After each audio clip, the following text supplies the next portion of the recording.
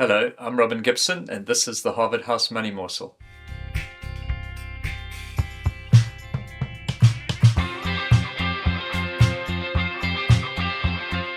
Welcome back. Thank you for joining us again. Don't forget to like and subscribe and click the bell so you get a notification of when we're releasing a new video. I'm sitting today with Michael Porter. Hello, Michael. Yeah, morning, Robin. So, Michael, we've just sort of done our September Insight, and we had a number of questions from clients about the fact that the news is not great out there, but the South African market has been running. So I'm sure if that's a question from some of the people in person, then our viewers are going to enjoy some insight into that one. So do you want to unpack that a little bit?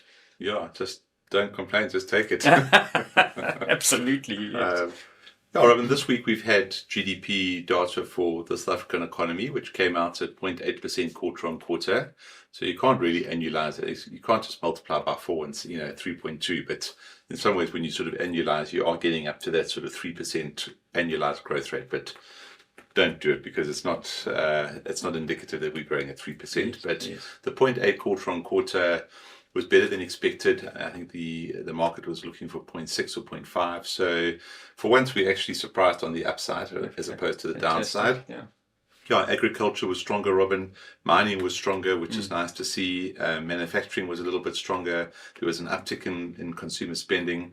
So I think generally broadly based, probably the area of weakness in the GDP numbers was construction and also largely public sector rather than private sector. So there's some private sector stuff going on, but the public sector was quite weak, which and if you live in Natal, you know how much work they're doing on the N3. Yes. You think, well, how can that be? But obviously taken across the whole country, it's a slightly different picture. So yeah, Robin, I think there's a tailwind from GDP. I think there is some stuff going on in the economy, and I think we've commented in the last couple of weeks about rising car sales.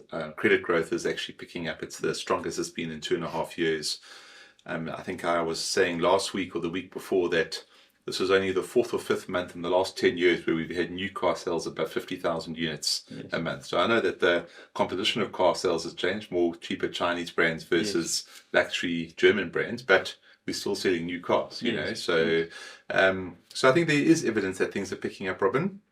But we also have to look at what's happening overseas. Yes. So, I mean, how often have we talked about the dynamics overseas, and there's this almighty battle between the Fed and Donald Trump, and are they cutting rates or are they not? Yes. Now the US has actually revised down its employment numbers again, 900,000 jobs lower over the last 12 months than they thought. That's a big number, and it's and so the unemployment rate is ticking higher. That gives the Federal Reserve every reason to cut rates, and next week they will meet, and the market is 100% convinced they will cut rates. I suppose there is a slight debate whether they cut by 50 basis points or 25. So the US market is quite firmly underpinned by this prospect of cutting rates. What the US market doesn't seem to focus on is actually that the economy is weakening. So at the moment, the bad news is good news. Yes. There's always the risk of when the bad news becomes bad news, but that's maybe a conversation for another day. Yes. But add to that, Robin, is the uncertainty that this tension between the presidency and the Fed cutting rates into an inflation rising cycle. We had US inflation yesterday. It was 2.9%. Core inflation was month on month was 0.4 or 0.3, 0.35 or 0.36, but rounded up to 0.4. And there's no doubt that there's inflationary pressure coming through. So the markets are concerned. Long bonds are rising a little bit. There's a bit of concern about the long-term outlook for inflation. There's other stuff going on in France and England at the moment, which we can talk about another day. But one of the impacts of what's going on in the US and this tension is that investors are looking for alternatives. They're looking for hedges. The gold price is rallying, the platinum price is rallying, and that's feeding through to our economy as well. And we're still a mining country. Joburg's still a mining town. And we are really benefiting in terms of our terms of trade, in terms of our exports from higher gold and platinum prices. The mines are getting some respite for the first time in quite a number of years.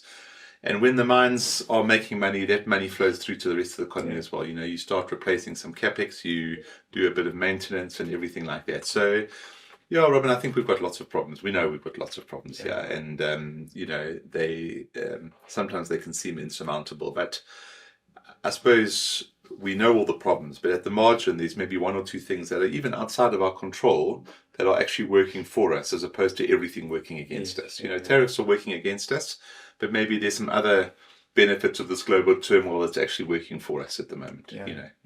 Michael, the other thing we kind of always say to investors, and we kind of repeat it often, is that markets are forward looking, and so in terms of the valuations on the South African market where they've been, they were priced for Armageddon. I mean, they were priced for load shedding at stage 8, a complete failure of Transnet, a rand going to, I don't know, 20 to the dollar. But we now have some of those things that are proving not to be the case. So part of this is a pricing for, okay, it's a bit more optimistic. We priced it really negatively. Is that a big factor in this? I definitely think so, Robin. I think, if you look at what's driven the market this year, and yes, the returns have been stellar, but it's really the gold and the platinum sectors that have driven the market. SA Inc. has been weak. Retailers, banks. First Rand had their results yesterday, and so that would have been Thursday last week. And I mean, the share price did 7% yesterday because the expectation was pretty bleak, I suppose, muted. That's probably what it is. And then First Rand came out with a pretty upbeat forecast and saying, we're expecting good mid-teens growth in the next 12 months. So I don't think I don't think that the conditions on the ground are always as bleak as what the market paints. And then you've got some big SA Inc. companies that are trading on very reasonable valuation. So the market's, again, a little bit skeptical. Things are tough. Exports, tariffs, all this kind of thing. And I think the mood has got quite quite downbeat here. But I think there is a recovery coming underway. So actually, what's driven the market higher this year is gold and platinum and a bit of mining and things like Naspers. So and the telco shares. The rest of the market's actually been quite weak. So there's been real bifurcation in the market this year. And I think probably the next 6 months you're going to see that narrowing, where some of the money is going to flow back into the retailers, because it's not as bleak as maybe the prices are reflecting at the moment. Well, if the miners are making lots of money, they're going to be paying lots of bonuses, and that gets spent in the Mr. Prices. And listen, they've got to repair some of their balance sheets, but they spend on capex, they spend on bonuses, the salaries start flowing, and it all just trickles down, Robin. But so, and agriculture's having a good time as well at the moment. So things are tough. We know that, but maybe there are a few little silver linings around, which is quite nice. And quite excitingly, the rand at the strongest level we said, was it almost 3 years, Robin? 17.35 this morning, I think. I mean, last year, actually, I suppose in the month or two after the GNU, sort of, there was a rally in the rand. But apart from that little blip, I mean, we're probably at the strongest level in 3 years against the dollar, and even against the pound, we're looking pretty strong. So again, that reduces the inflationary pressure. I mean, this whole move to a 3% inflation target could be super bullish for SA equities, bonds, and property if we really are successful in moving to a lower inflation target. Because the whole interest rate curve will come down, and SA assets will do very well out of that. It's a structural, not a once in a lifetime, but it's a structural re-rating. Well, so that's a great point to leave it with good news and a bit of optimism. Thank you, Michael, for giving some insight into that. Thank you for joining us. Don't forget to like and subscribe, and we'll catch you next time. Bye-bye.